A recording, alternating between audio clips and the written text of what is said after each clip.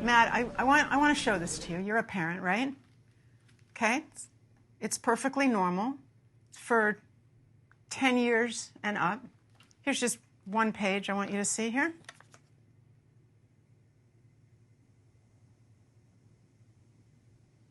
For 10 and up, huh? It's unspeakable what these people have done to our children. When did that start? When was it decided that we need to start teaching kids about this stuff at such a young age? So I'll answer that with one word: Kinsey. Kinsey was a social reformer.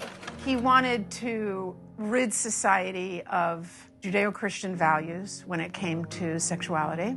And he worked very hard to do that, and I would say he succeeded.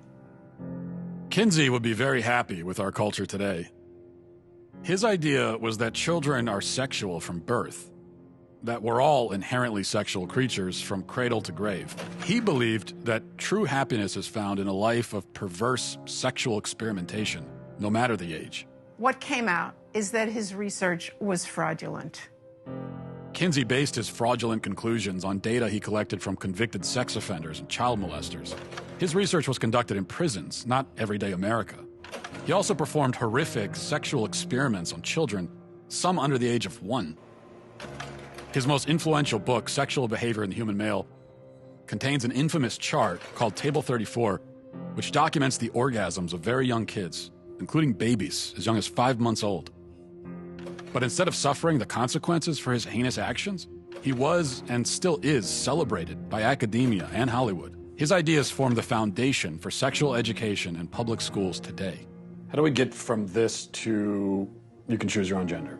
Okay, well, now we have another very important character, and his name was John Money. John Money was a psychologist and professor at Johns Hopkins University. Gender ideology was his brainchild. In fact, he coined the terms gender identity and gender roles.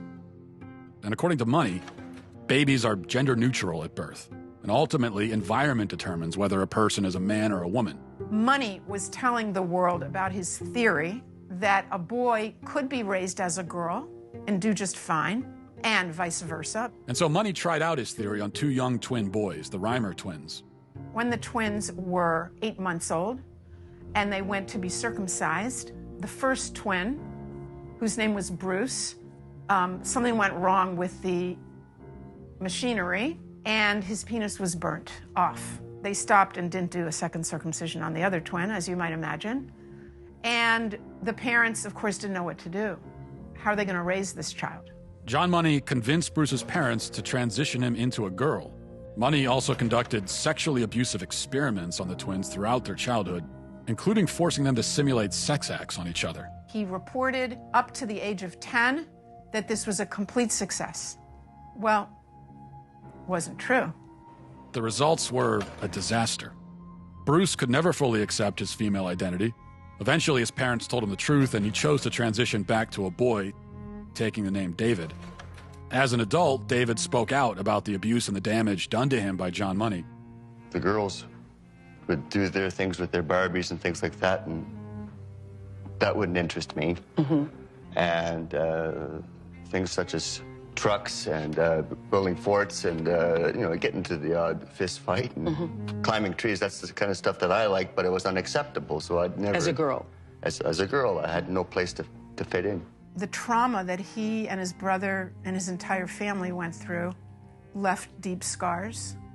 His brother died of an overdose when he was 38, and then David committed suicide. There was never a retraction or an apology from John Money. Instead, his ideas were adopted by mainstream psychology, and they form the basis of gender ideology today. Why don't more people know about John Money and Alfred Kinsey? Evidently, there are forces that don't want this information out.